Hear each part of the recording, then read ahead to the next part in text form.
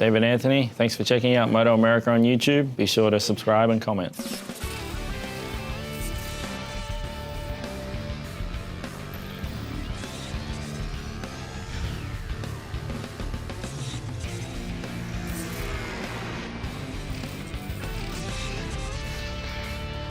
It's time for the MotoAmerica AMA FIM North American Road Race Championship. The round, Superbikes at Pittsburgh, presented by LaRoche Aviation Services.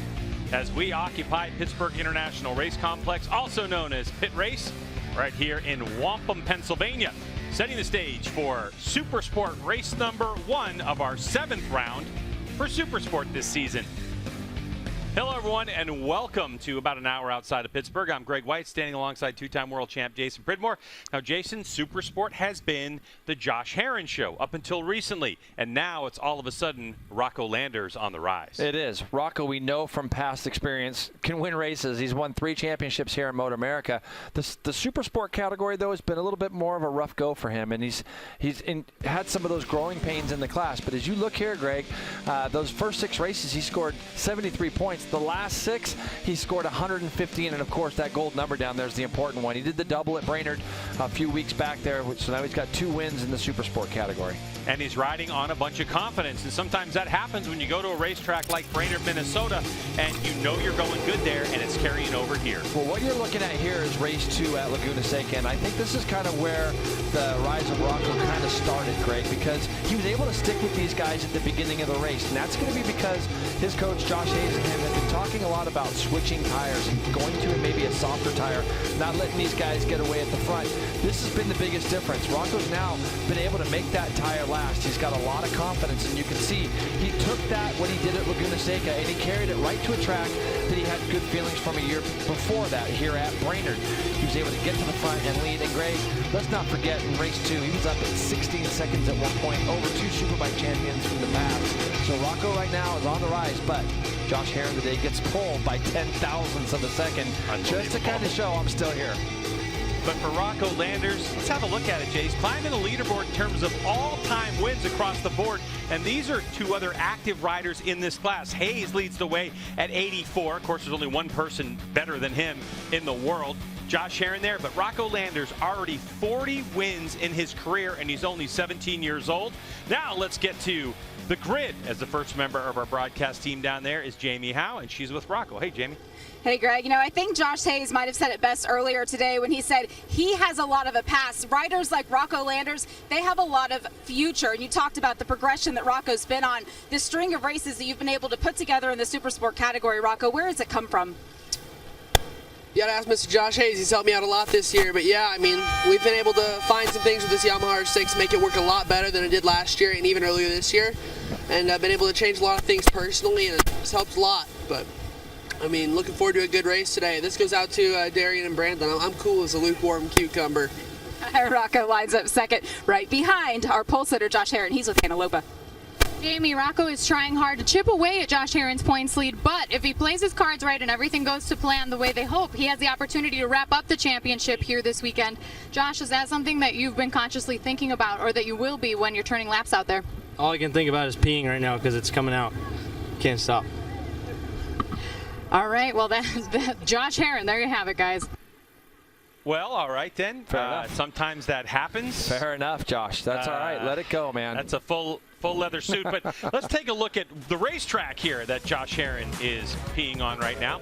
Pit race, Jason, 2.78 miles. It's a lot of ups and downs. It creates a lot of challenges. Physical track, and it's a favorite of the riders, Greg. Turn 1's blind. You're tipping in there without even seeing the corner. Then you go up over a little wheelie hill in front of all those great fans you see. Another passing spot in turn 3. Next real passing spot, Greg, turn 7. Series of S turns all the way, and it winds itself to one of the hardest corners on the MotoAmerica circuit, I believe, turn 14. They go through turn 15 into a makeshift chicane that they've built here to keep the track a little safer.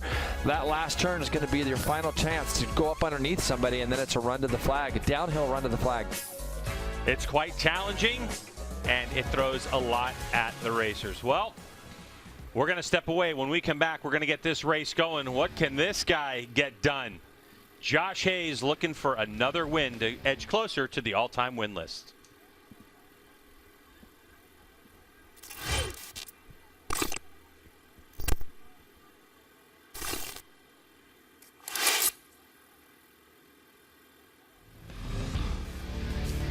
All right, as we close in on the start of this first of 2 Supersport races, and again, just another shot of some of the great crowd here. Lots still unfolding down on the grid. Let's get right back down to Michael Hill. Yeah, thank you, guys. Well, the grid is being cleared. I'm already actually off the grid. They escorted me off the grid about 35 seconds ago. Where 15 minutes could save you 15% or more on your car or motorcycle insurance. A little bit slow to put the helmets on. on. By LaRoche Aviation Services. Back on elevating your expectations. I can see Shyla there from the N2 racing team just taking off the front tyre warmer. Luke Power just putting on the crash helmet. A little bit further back, Dominic Doyle. CJ LaRoche, of course, who's had a very good qualifying. He's alongside Corey Ventura. Interestingly, on the grid, I was walking along and I was thinking, who's that holding the umbrella? And it was actually Sam Lockhoff. So Sam Lockhoff actually holding the umbrella for Corey Ventura, who's riding his bike. Just ahead of them, Jarrett Nassani, of course, riding for the Altus racing team. Another rider on the Suzuki, the 750 Suzuki. And again, we haven't talked about it much, but next generation rules, what does it mean? Well, Supersport is no longer just for 600cc 4-cylinder machines. We have a number of 4-cylinder 750s. They're the Suzukis. We also have on the grid 1 or 2 Kawasaki's. They're the 636. They're also a 4-cylinder. Obviously, the pole position is a V2. It's a V-twin. It's a twin-cylinder 955cc Panigale. Of course, that is a twin-cylinder. Also, we could see other bikes such as the MV Agusta, the 400, sorry, the 800. We don't have one of those here. We don't have the Triumph as well. Stefano Mesa on the second row of the grid, guys. He is going to be one to watch. He doesn't complete the full season, but the races that he does ride, he is a contender for the podium, both in Supersport and in the Superstocks as well. He does a lot of club racing. A very, very formidable opponent for anybody on the grid is Stefano Mesa. And of course, he's going to line up on that second row of the grid. But all eyes are really going to be on Josh Herrin. It's Ducati from Yamaha, from Suzuki, from Kawasaki, and from Yamaha. So we've got pretty much every manufacturer that's eligible to race, that is racing, is on the first 2 rows of the grid. So in terms of rules and parity and balancing and all of those questions that were asked before the season got underway, it is absolutely spot on. One rider down here that it seems to be watching very intently is Max Van, one of the Junior Cup riders. I've got no chance to talk to any other riders from the race because they're about to go off on the warm-up lap, but Max Van watching intently down here. Maybe a name in the future, Max, that we're talking about in Supersport. You've got a job to do this afternoon, though, in Junior Cup.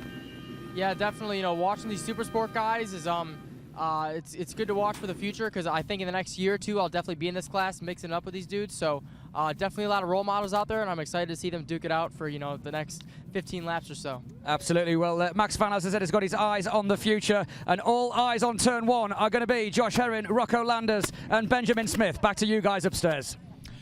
All right, thanks very much, Michael, and nice to hear from Max Van. And as the bikes roll out on their formation lap, this is their last opportunity here, building a little bit of heat in those tires to get ready for the launch here for 16 laps of MotoAmerica's Supersport competition here, the first of the 2 races for the weekend. And Herrin having a little fun out there carrying that wheelie for quite a bit here. And as they complete their formation lap, time for us to get it back over to G-Dub and to Jason Pridmore.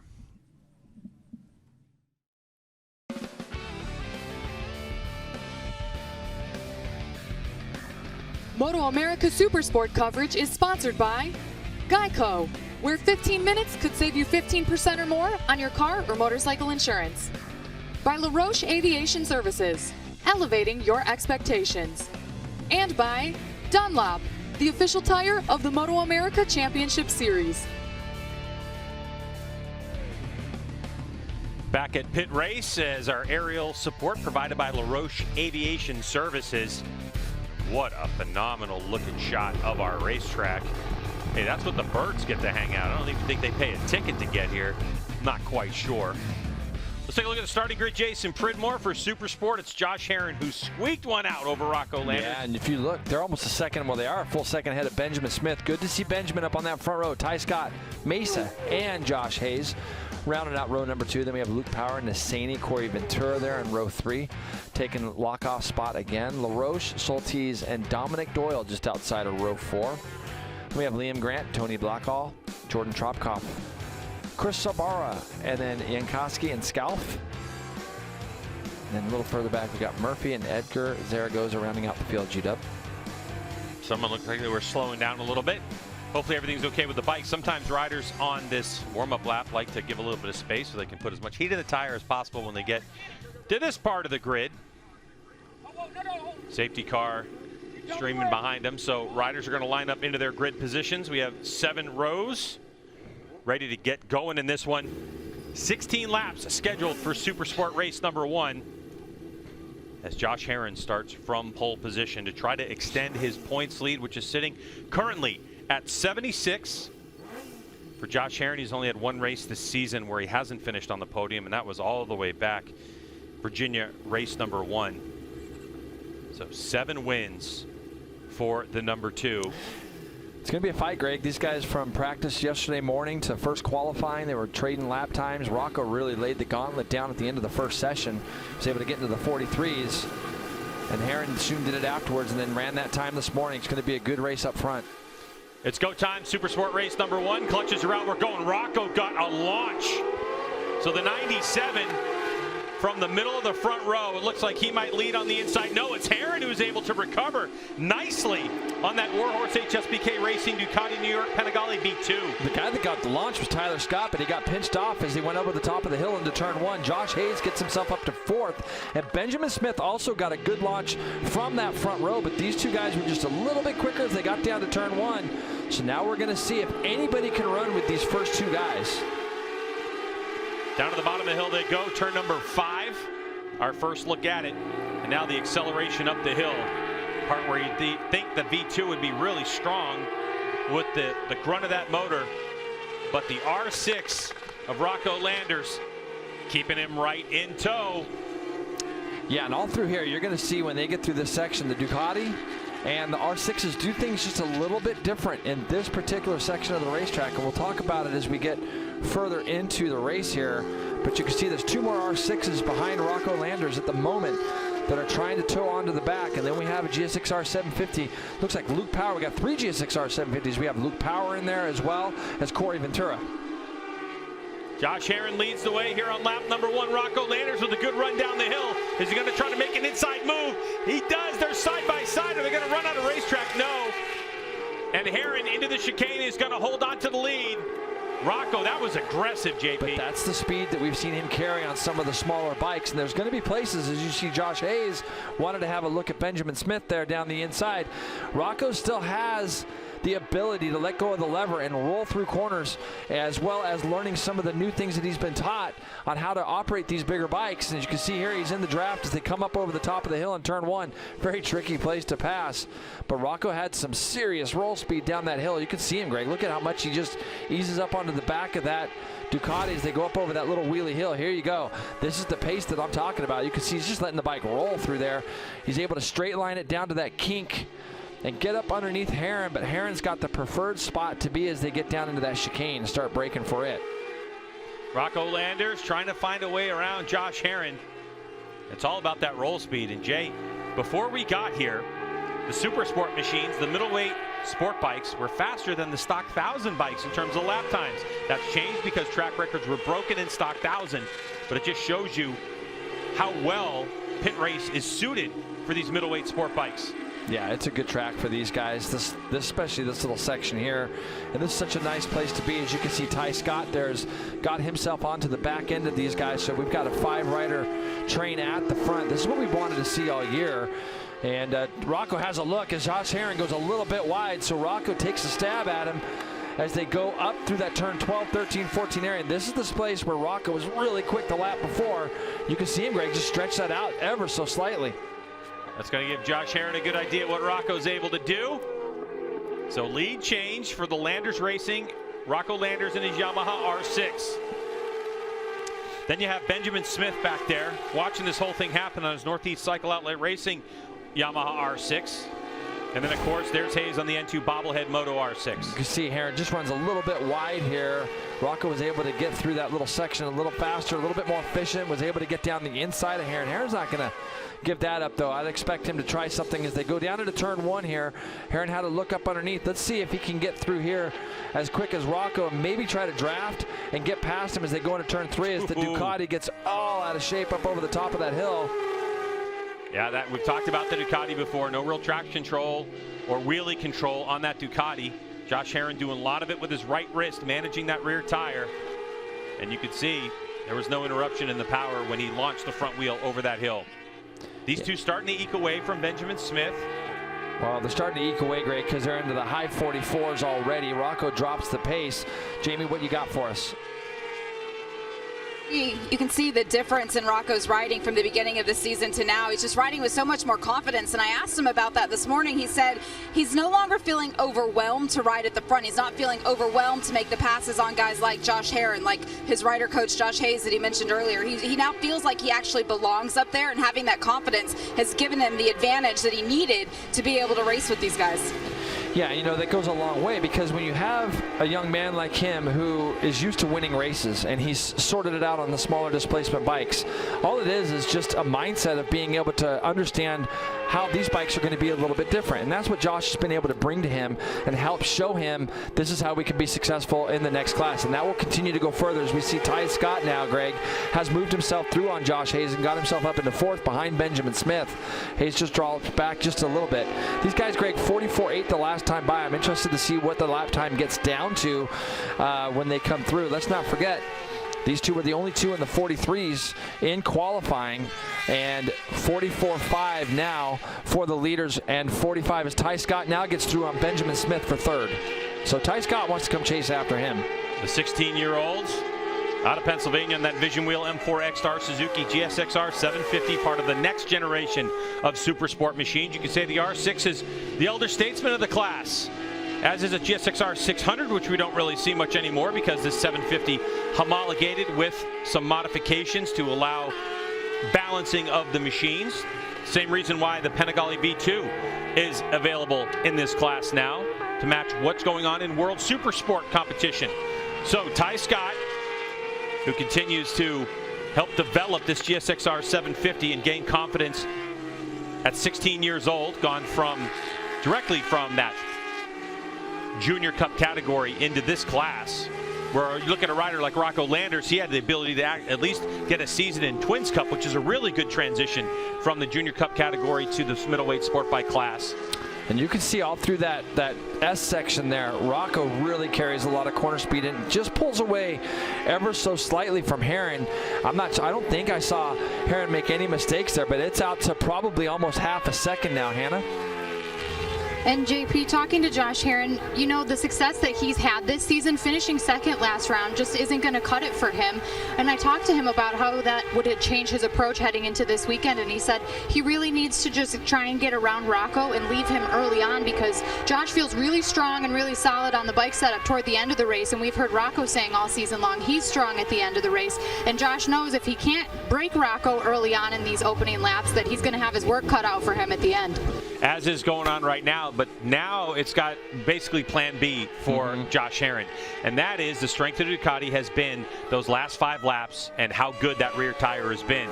So it's really urgent that Josh Herrin continue to keep Rocco Landers right in sight, not let him get a 2 or 3 second lead, because Herrin, if he's got a chance to attack when we get to like a lap 11 through the final laps, he's got to be right there. And right now, though, Jay, Rocco is starting to make some big moves. Yeah, well, Herrin didn't win his championship in Superbike and stock 1000 like we've seen in the past, but not being smart about what he's doing. And he's going to see right now that there might be a little bit of an advantage for Rocco, especially in this section. I'm curious to know that first split, 43.3, Greg, as you're pointing out, to a 43.5 for Herrin. So it's really that first split right now, and it carries through to the second split of these S's going back and forth, where Herrin's able to kind of not be able to stay on the back of Rocco. But he's still going to be looking big picture, but you can be for sure that if he gets a shot at the end of the race and he can get close enough, he'll take that shot. The bigger worry right now, Greg, is it looks like Ty Scott is starting to reel in Herrin as well. And that's got to be really the fly in the ointment for Josh Herrin, is if Ty Scott continues to chip away and get on the back end and starts racing him, it could definitely slow them down. And then Rocco's going to have a nice run at it at the end. Supersport race number 1 at Pit Race, as we have about 11.5 laps, 10.5 laps to go. Ty Scott in 3rd spot. It's nice to see him up here, Jamie. Yes, and you mentioned him being able to close this gap a little bit in these middle sections of this race, and that was one of the focuses after the first qualifying session yesterday. He wasn't completely happy with that bike, and what the M4 team did, they went back and made wholesale changes, just really changed everything from the front to the back of the bike. They were able to pick up a 1.5 seconds in the second qualifying session this morning, and he said he was riding with a lot more confidence. He said the only place he could go was up. He was pretty disappointed with that 4th place qualifying position, but now he's all the way up to 3rd and really making some gains as they continue the development of this new motorcycle. Yeah, and after talking to his crew chief, Robbie Peterson, yesterday, Jason, they came here and tested this bike, and yesterday, when they got done on Friday, he was well over a second slower than they were in testing, and so they were scratching their heads a little bit, but they've seemed to found something during the day today. Yeah, and that's great, and that's what you have to do when you're taking a rider and you're maturing him in his ability. And you have a guy like Robbie Peterson in your corner. I got a chance to talk to Robbie also. We talked about some of the chatter things that we have been seeing from that bike, and he was able to give me a little bit of insight on some of the things they've been trying to do, some of the things they've been working on, and Ty doesn't complain about that too much. It's not as big a deal as maybe as it looks on camera, but Robbie explained some things to me, and you can see they've gone the right direction, Greg, so that whatever they've changed since you talked to them this morning, it's definitely good. Now, Rocco's out front going 44.4 that last time by. He was a full second quicker than Herrin or Ty Scott just behind him. And you can see Benjamin Smith has dropped off the back as well, ever so slightly. But this guy, Greg, this is what we've seen him do in the past. He gets on these rolls, he gets on these runs, has an extreme amount of confidence and trust in that bike and his team. And when he gets out front rolling like this, it's scary. Last 3 laps by, Rocco Landers has set the fastest lap of the race. He continues to lower it, not this time. So a 144.4 is the fastest lap of the race on lap 5. He just went 144.5. And I'll tell you something, Jason, he lost, what, 0.5 of a second, and some of that might have been the wheel spin we saw in the last bit of that lap. Yeah, we'll keep an eye on that for sure. He's still almost a full second quicker, wasn't he, Greg, than the 2 guys behind him. So now Herrin's going to see +0 on his board. Probably wonder who that is, and unless they've got that on there for him. But Ty Scott is going to do everything he can to line up the number 2 over the course of the next 10 laps. I mean, we still got to remember, Greg, we have 10 laps to go. Rocco's disappearing into the distance. He might be in a position where 10 laps to go. If he can keep this pace for 5 or 6 more laps, he can kind of pace himself those last 3 or 4. This is, well, we have 6 races left, including this race in this championship, which means there's 150 points on offer. It's 76 points between Josh Herrin and your leader, Rocco Landers. So Josh is going to keep an eye on that. But I know for Herrin, he would like to be able to just put an end to this Rocco Landers double, which could turn into a triple. But sometimes, Jay, when you're chasing a championship, you just got to do what you got to do. Well, look, Herrin's done the work at the beginning of the year with this team and as many races as they've won. Like I said, he's going to be smart about it. He's going to take the necessary risks that he wants, but they're going to be calculated. So keep that in mind. And as you can see, Ty Scott continuing to close this gap to Herrin. But Herrin's going to do everything he can to keep everybody else behind him. What he doesn't want to be doing is giving up big chunks of points, Greg. But what did you say the points gap was coming into here? 76. 76. So yeah, he's got a big points lead. And you can see now Ty Scott having a look, taking a bite of the number 2 first time as they get down into that turn 1. Like I said, it's a big committed pass. Now let's see if he can get the drive out of here and go with Herrin up over the top of this wheelie hill. Ty Scott without a podium in the last 2 races on his Vision Wheel M4X Star Suzuki GSXR 750. But no love lost between these 2. As we saw earlier in the season, Ty Scott with a win already in Supersport. And what's happened between these 2? A little bit of wave. Yeah, I don't think it was that big a deal. It was probably made more of a big deal by everybody else. But you know, I think that they're just going to race each other hard. And let's keep in mind that 88 is right there. Look at Benjamin Smith, Greg. He's only a second off of these guys, and he's continuing to push. I like seeing this from this guy as well, and I just want to be able to see him push all the way to the finish. That's what we're trying to look for Benjamin. And look, Greg, he's really closing that gap down, isn't he? He definitely is, but it is pretty much after the halfway point where we've seen some drop off for Ben Smith as we see him get on the gas. He's looking good right now, Hannah. Greg, he is, and they've kept this setup fairly consistent for him throughout the weekend. They've been struggling with an issue with TC. It's been acting really unpredictably, so they actually turned it off entirely for the race. He has no electronics. Otherwise, he feels really strong in Sector 2. But he's going to clean up the last sector and especially the chicane and just kind of stay calm and keep his head down and see what happens. All right, when Hannah says TC, she's talking about traction control. So having that off, not the worst thing to have on a Supersport machine with the power delivery, but late in the race when the tire starts to drop off in performance slightly, it's always nice to have. Even though the power delivery will be different between Herrin's bike and Benjamin Smith's, we know that Herrin also doesn't have the advantage of having TC either, so he's done pretty well with that this year. And this guy's done pretty well as well, Greg. Josh Hayes, he's kind of hanging in there. He's not completely out of this. He's at 46.1, so he did drop half a second to the guy in front of him. 1.9 seconds behind Benjamin Smith right now, and with 8 laps to go, if there's any engagement between those 2 or 3 riders up in front of him, you know, Josh isn't going to be not the guy to put his nose in that mess either. So you can see he's just struggling a little bit with a couple things. Jamie?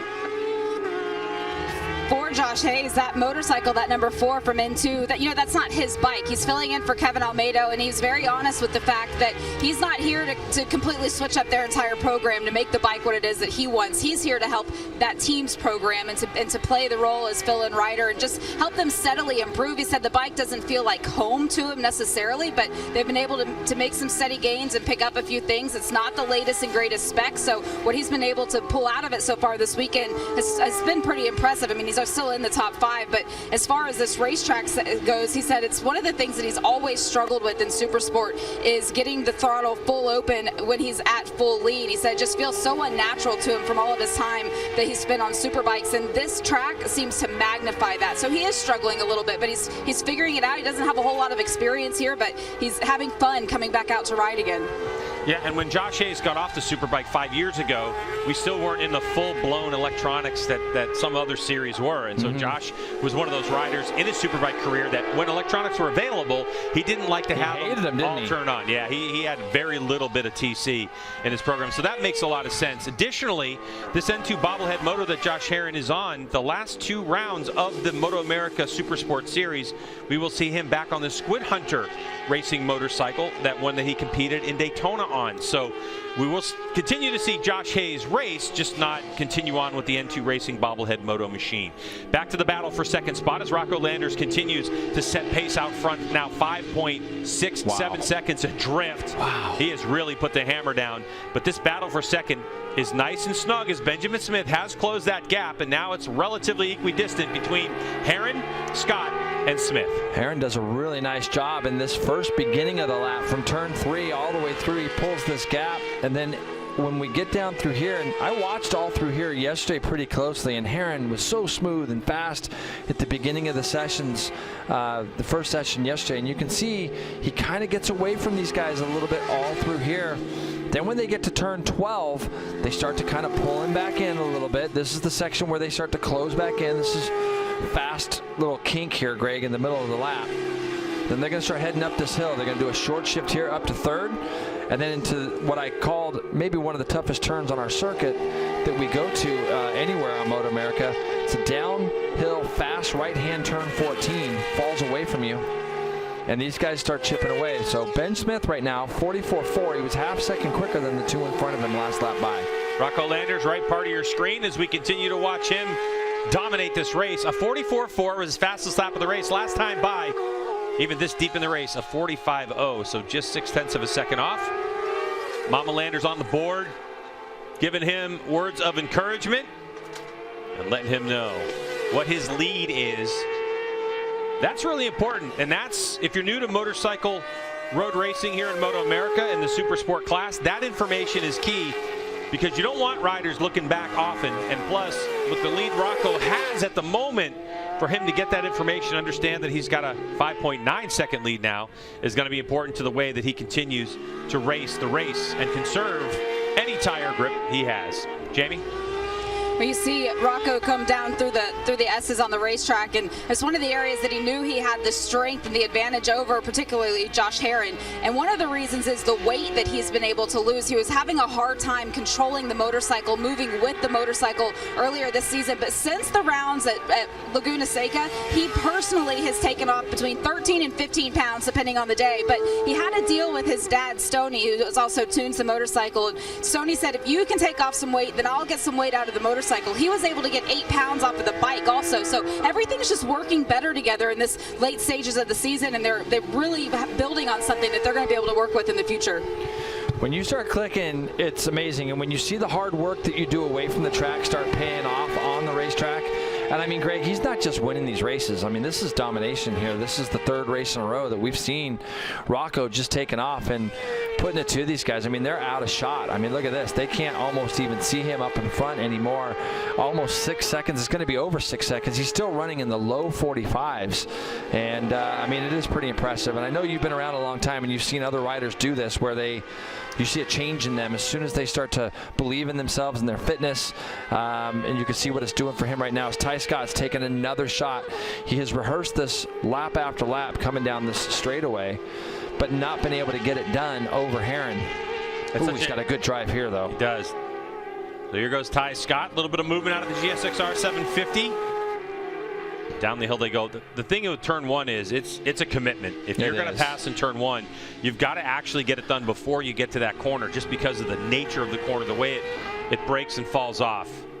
Down into turn number 5, they'll go through turn 6 and start to climb up the hill towards 7, and then the S section, which extends from turn 8 all the way to turn 11. This is where you've got to have a really good setup on the motorcycle. In the larger displacement bikes, in our Medallia Superbike class, it's a lot about chatter. Do you see how the Ducati turns in there? I like what Josh does there. He gets the bike tipped in, and he's able to finish these corners a little tighter initially than the bikes behind him, and that's what allows him to get this gap. And this is an off-camber turn 10. See how he was a bit wide there, and that allowed Ty Scott to really close back in. So wherever Josh's problems are, I know he short shifts to 3rd before turn 10, but he loses some time to these guys in that turn 10, 11 spot. So that'll be something he might be able to fix tomorrow or look into tomorrow as far as that goes, because the initial part of the S's, when he's got more RPM, he's able to kind of pull away, and then when he short shifts to 3rd, he goes up over that rise in turn 10 that's off camber and goes away from you, and it seems it's a little bit harder for him to get that bike turned. Josh Herrin and a bunch of other riders that are participating this weekend were here last weekend racing an endurance race. Herrin and his teammate Danilo Petrucci racing a 4-hour endurance on the V2. He's close enough this time, Greg. Think so? Yeah, I think he is. Here goes Ty Scott. He's up the inside, but it is a big commitment. Oh, he's almost there, though, wasn't he? Yeah, but he needs that drive. Like, he's going to have to get half a bike length by Herrin by the time we get to start-finish line, I think, before he's going to be able to commit to it, because Herrin is really good into turn number 1. And yesterday when I watched both these riders come up over that little wheelie hill, there was nothing there. You know, when you look at the two bikes, they were really equal down that straightaway. But out of that last corner, Ty looks like he's got a little bit more grip, maybe on the right side. Can't really tell. We'll look for it, but he won't be able to get by Herrin before the start-finish line, because we've seen him right out our window here not be able to get quite up alongside of him enough. So Rocco Landers has settled down 45.6, so now starting to manage that 6-second lead out front. Lap times being matched by the 3 behind him of Josh Herrin, Ty Scott, and Benjamin Smith. But these are easy laps for Rocco. Like, Rocco right now is pulling away, and it's not difficult for him. He's just riding the way he knows how to ride, and it's real simple. So even when you sit here and you think, man, he's still pulling away, he's still pushing, he's just very comfortable out front, the 97. So Rocco Landers on his Yamaha R6. Landers Racing, the main sponsor out of Burns, Oregon. Having his way at it, looking for his 3rd in a row. When he gets to start-finish line, there'll be 3 laps to go. Meanwhile, behind him, the battle rages on between Josh Herrin on that Warhorse HSBK Racing Ducati New York. That's a Ducati Panigale V2. Ty Scott on that Vision Wheel M4X Star Suzuki GSXR 750. And Benjamin Smith on that Northeast Cycle Outlet Racing Yamaha R6. And Jay, the blend of motorcycles that we've seen this season, considering this is the first year of next generation new look Supersport, I think it's been absolutely phenomenal as Ty Scott gets another run on Josh Herrin. Of course, when we were at the rounds at MotoAmerica, you could tell that the GSXR 750 on the top end had a little bit more than the Ducati Panigale V2 has. But Jay, when they come onto the front straightaway, it's an initial drive that Ty Scott gets, but it just seems like when they get into that upper RPM, it's a good fight by the V2. Well, the other thing that Herrin does really well is he gets up over that wheelie hill really nicely. his bike isn't shaking as much. And for Ty Scott, he wants to get up as close as he can as they go up over the top of that. But as a rider, when you know that you have a bike that gets really compromised going up over a wheelie hill like that at full throttle, you've got to give the rider in front of you a little bit of room, because that bike that he's on could start moving around a lot. And then if your front wheel's in the air, you're a little compromised as well. So it's a lot harder for him to do something down that straightaway. Now, last time through here, as they go through this left and the next right, I saw Ty Scott try to do something as they go through this next kink, turn 15, where they're headed to right now. He tried to position himself on the right side of Herrin and do something with him into the chicanes. He's trying it again. So he's having another look there, Greg, and all the spots that he looks like he wants to go past Herrin, Herrin's pretty obviously really good under the brakes. That makes it a little harder for Ty. Yeah, Ty's pretty smart. He might be saving that to the last lap. Benjamin Smith still in fourth. Yep. Sorry, Greg. Herrin just gets shot up out of the seat, and Ty's bike is kind of driving out of there, and Herrin's bike's just spinning up out of there just a little bit more. Another rehearsal for Ty Scott. He's got a good run on him as they go into turn number 1, but he'll still fall behind. Benjamin Smith's in fourth. Josh Hayes is in fifth place. Corey Ventura, who's filling in for Sam Lockoff, is in sixth. And we understand Jamie is with Sam as he recovers right now.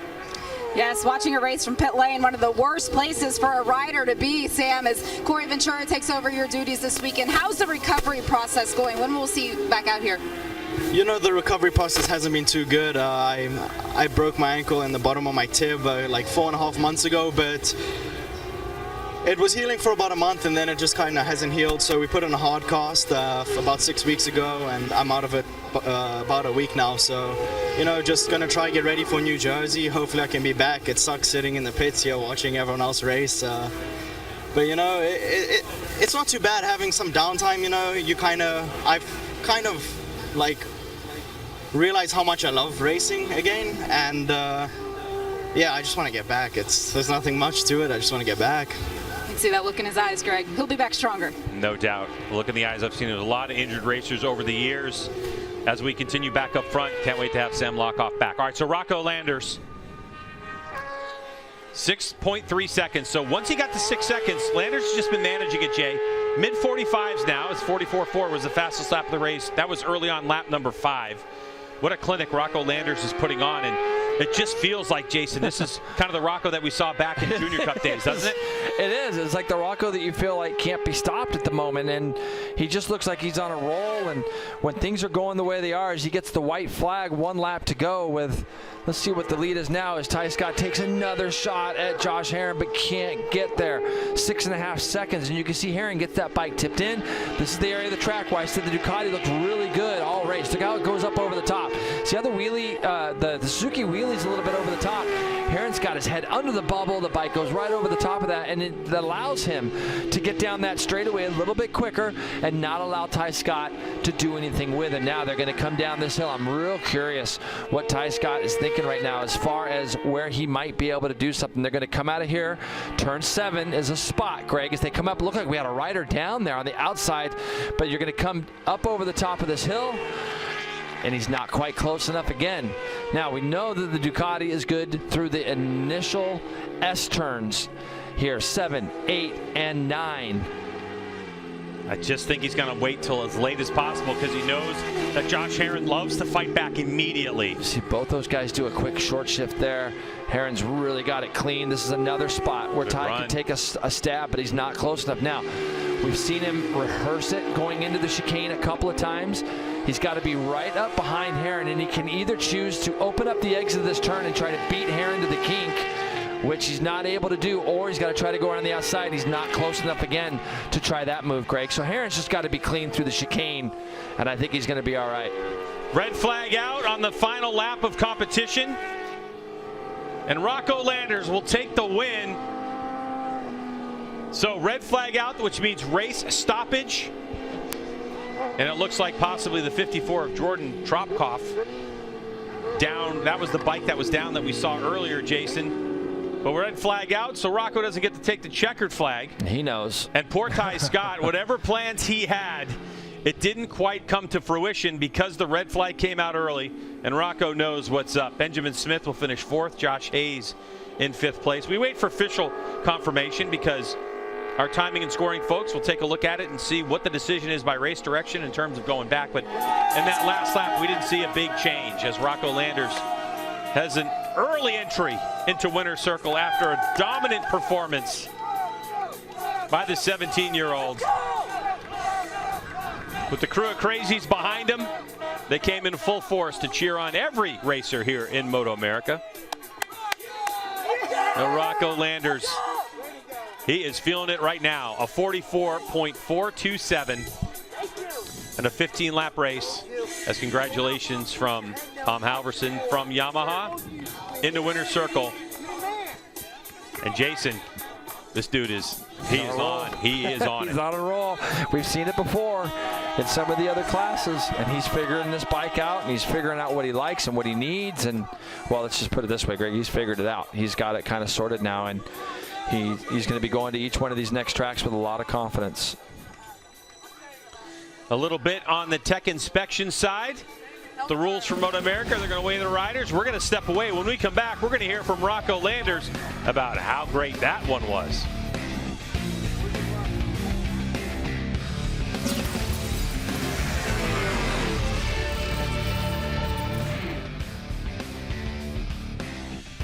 Pretty great, I'm guessing, for the guy who, before the race started, said he was as cool as a lukewarm cucumber. I don't know what it means, but clearly it defines as fast. Yeah, well, I mean, what a great ride by Rocco. You know, I talked about it yesterday, you know, if Rocco could back up what he did, because there was only one weekend that he was so strong, and that was at Brainerd. Could he come here and do the same thing? And I didn't mean come here and win like he did at Brainerd. Could he run with the leaders for the whole race? And he proved it right, or proved it that he could. I mean, this is a new guy, and he's arrived, and he's here, and he's going to be tough to beat for these guys finishing out the season. And, you know, next year if he comes back in Supersport, or if he finishes the season like this, he's going to be the title favorite going into next year. And Rocco's worked really hard. It's been a kind of a tough road for him since he moved into Supersport. He had to get in better shape. He had to take racing more serious. And, you know, it's difficult. And he's a kid. That's one thing we forget is how young he is. And Rocco has stepped up to the challenge. Well, and you know, one of the things was we saw after that first win in Brainerd when he, you know, the thing he kept saying was finally. It has been a long haul for him to get back to the winning ways that he was awfully familiar with a few years ago, certainly. And then you said coming in here, can he back it up? And you said that doesn't mean winning by, you know, 5 or 15 seconds. It just means being really competitive with this guy. And then he goes out and beats him by 6.5. He really is in that zone right now. I mean, he just I don't know what to say. I mean, I thought Rocco would win, but I didn't expect him to start winning by. How do you go from third place to the next race? You start winning by 7 seconds, and that's just a huge jump in a short amount of time. And he's got that confidence now. He knows he can do it. And I mean, if you just look at it, he won by 6.5 seconds. Fourth place, 9 seconds. Josh Hayes in 15th place is almost 18 seconds behind. I mean, that's a second a lap. Rocco is just riding so well. Yeah, no question about it. We just saw a very animated discussion with Josh Herrin and a crew member, and it wasn't a good animated discussion. You can see Josh very frustrated at this point, and he obviously, bike's not doing what he wants it to do, and for Rocco Landers, bike's doing exactly what he wants it to do. And the good thing is Josh gets another chance tomorrow. So, you know, that's a good thing about having 2 races. He can come back tomorrow. Obviously, we know Josh is a lot better than what he showed today. He was struggling with something. That's obvious. Josh is a competitor, and he doesn't want to get beat like that. No, he doesn't, and not 3 times in a row to be sure. Still has a big lead in the championship points, but he wants to get that mojo back for sure. Let's get back over to Greg White and Jason Pridmore.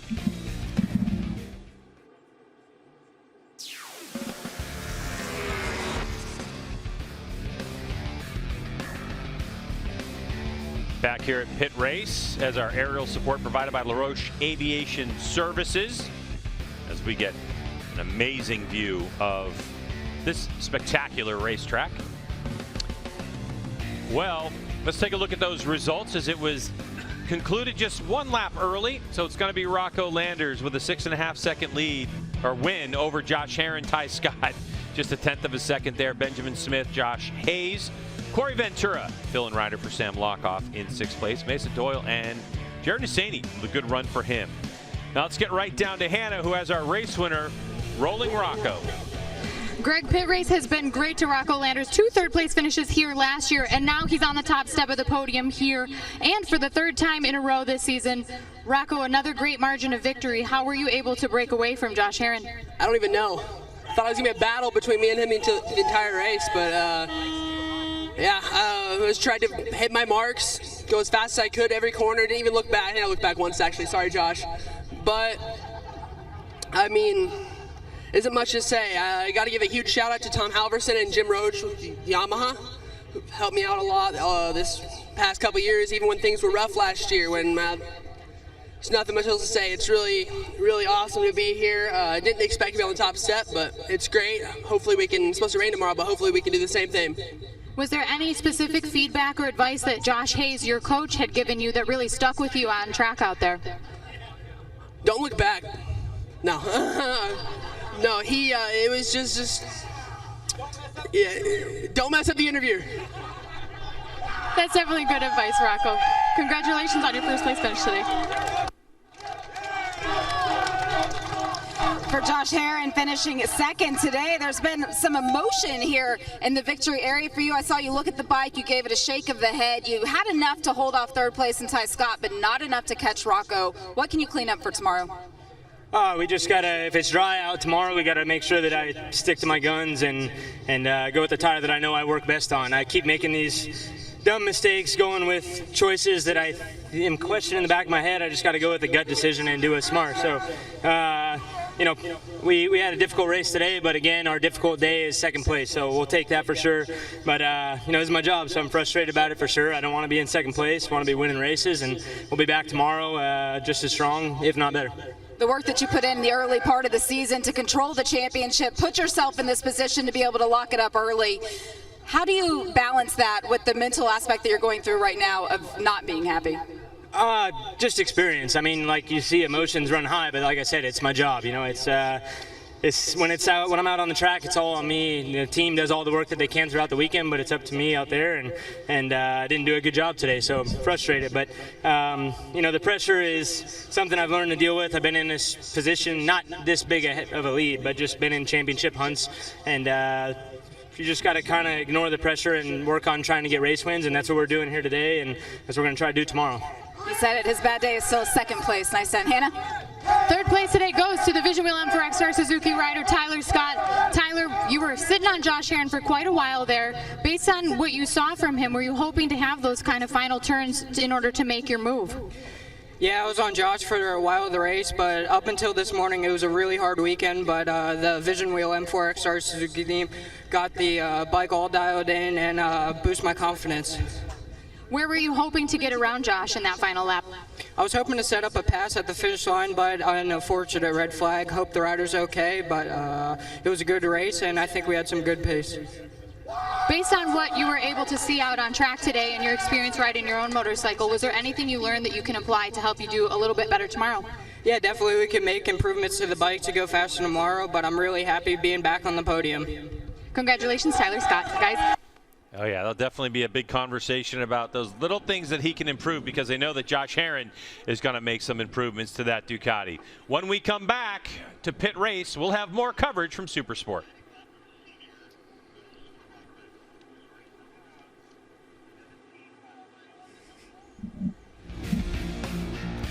Well, it is perspective, isn't it? And Jamie pointed it out there that, you know, 2nd place is a bad day. That's not, things aren't too bad. But on the other hand, he obviously wants to be up there winning. But I'll tell you what Rocco did today, another incredibly impressive run.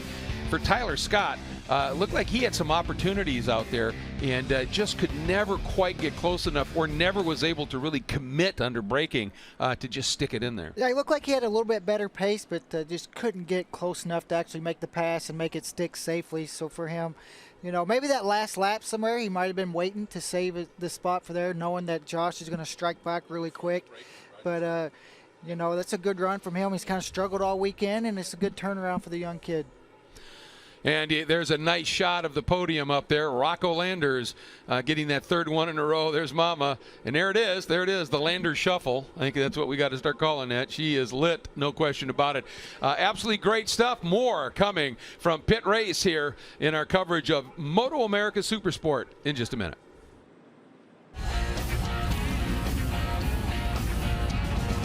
MotoAmerica Supersport coverage is sponsored by Dunlop, the official tire of the MotoAmerica Championship Series, and by LaRoche Aviation Services, elevating your expectations. VP Racing Fuels, the official fuel of AMA Pro Motocross, MotoAmerica, and American Flat Track. No matter what motorcycle you race or ride, amateur or pro, we have a fuel to make more power. Keep your bike running cool with VP Stay Frosty Coolant, available in 2 formulas: Race Ready, designed to be glycol-free and track approved, and High Performance with freeze protection for street applications. Visit vpracingfuels.com to learn more. An absolutely beautiful afternoon here at Pittsburgh International Race Complex, and the crowd here not only large but loving it and enjoying the show. And boy, what a show Rocco just put on. Yeah, what a show, you know, for him to come here and do what he did. And it's great to see all these fans around here. All these riders see the fans on their cool down lap and when they head out of the pits, and everybody loves it. So it's cool to see this crowd keep growing every year. Yeah, getting bigger and bigger, and why not? This is an absolutely beautiful place to come watch motorcycle racing. So really enjoying this. We're not quite done with the coverage yet of Supersport here at Pit Race. MotoAmerica Supersport coverage is sponsored by Dunlop, the official tire of the MotoAmerica Championship Series, and by LaRoche Aviation Services, elevating your expectations. Well, the spoils of success is Rocco Landers for the 3rd time in a row gets to stand on top of the podium, and his #1 cheerleader is, I guess, leading the chants at this point. Mom's on it. Mom is on it. But there's more stories here in Supersport, and Jamie is with Benjamin Smith after a good run. And we saw him pushing hard the second half of that race, Greg. He started 3rd, ended up just off of the podium in that 4th position. What is it that you can work on overnight to help improve tomorrow if it stays dry? Yeah, I think there's a couple of things. I mean, overall, I got to say my bike felt great. I mean, I felt pretty solid throughout the race. It was just a little bit here and there in some sectors. I feel like in the last sector, coming up that hill and down the front straightaway, I'm just losing a little bit, and it makes it tough to make up throughout the rest of the racetrack. But I can't complain. The team put a great bike under me. I got to thank all my sponsors, Northeast Cycle Outlet, Mark Built Racing for building the killer motor, Yamaha USA, Arai, Dionysia Official, Owens. They've been a huge help for me, and especially my teammate, LaRoche Aviation Services. He's the title sponsor for this round, so if any of the fans are interested in going up at the top of the hill and checking out his booth, he's got a great setup up there. So huge shout out to him and all the fans for coming out here. There's certainly been a lot of fans throughout the season. A lot of it's the growth of the Supersport category, the new generation of motorcycle. This is your 3rd year in the class now. What's different in 2022 that's putting more pressure on you as the rider? You know, it's kind of the same thing. You know, you've got your top 5, 6 guys that are going to be there every weekend. The big difference for this year is, like you said, the new generation rules. We're on basically the same motorcycle that we were last year with a few different modifications, and it's definitely tough. I think that, again, it's making me a better rider. I mean, I absolutely want to be up there on the podium, but I'm chipping away. I'm going to keep at it. So, again, no complaints here. I'm having fun. It's close today. Thank you for the time. Thank you. Greg? Yeah, and for Benjamin Smith, Jason, you know that he is that close, and it's about finishing those races, and he's getting stronger, he's getting better at it. Yeah, there's no question, and he was closer. This is the closest we've seen him in quite some time, and the fact that he had that bite of the cherry, if you will, with those 2 guys right in front of him, he just needs to just continue to work hard, and that's what his team and his dad and everybody over there in that team are trying to do. But you know, I'm hopeful that we'll continue to see him get a little closer up front as the year goes on. Let's take a look at some of the highlights of race #1. And it was really Josh Herrin who got a really good launch as he beat everybody in turn 1. Yeah, you can see Ty Scott sandwiched in between them right off the bat, Greg, but Herrin did a nice job leading, and I loved afterwards hearing how frustrated he was because of a tire choice that it sounded like he made. But he led these initial laps, and you can see Landers was itching to get by as he goes through him underneath him here in a very awkward spot to do it. Herrin was able to hold on, but it was a small mistake by Josh, I feel, that just ran him a little bit wide. Rocco was able to kind of slide that underneath him there. Now, earlier on, Benjamin Smith was up ahead of Ty Scott. Ty Scott made his way through and started to put his head down to try to catch those 2 leaders.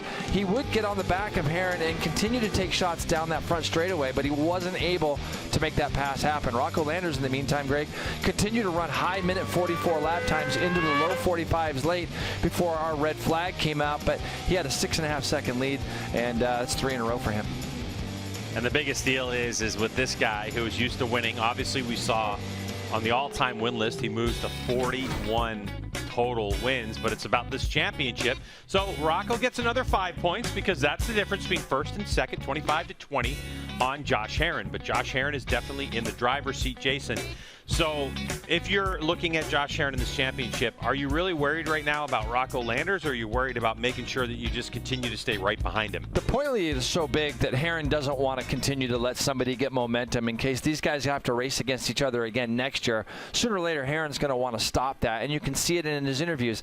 Yeah, he's got a 71-point lead. That doesn't really matter to him so much. He sees somebody else taking a little bit of momentum, and I love the fact that he's a little bit fired up, and he'll come back tomorrow hot and swinging, and if it is a rain race, I mean, anything can happen in those. So he's going to keep his head about him, but he's going to keep pushing, and he's going to want to win another 1 or 2 of these races before the season's out for sure. Rocco Landers on a roll right now. It's going to be very interesting to see what weather does because, as you know, Jason, there's a lot of grip here at Pit Race in the rain, but anything can happen when the skies open up and we put on full rain tires. So I don't know. Rocco Landers right now, 3 on the trot. Josh Herrin holding on to this points lead, and you have some young riders starting to make their way closer to the front. Yeah, let's not forget Ty Scott today. That's the best we've seen out of him in a few races as well, and that team's going to continue to chip away. And I think that when you talk about, we both mentioned Robbie Peterson and having him in your corner. In fact, that whole M4 team, how good are they? They're really amazing, and they've got a brand new bike. I've seen Jeremy Toy talking a little bit about working with Corey Ventura on the 750 as well. They're still producing a motorcycle over there and still working out the kinks in it.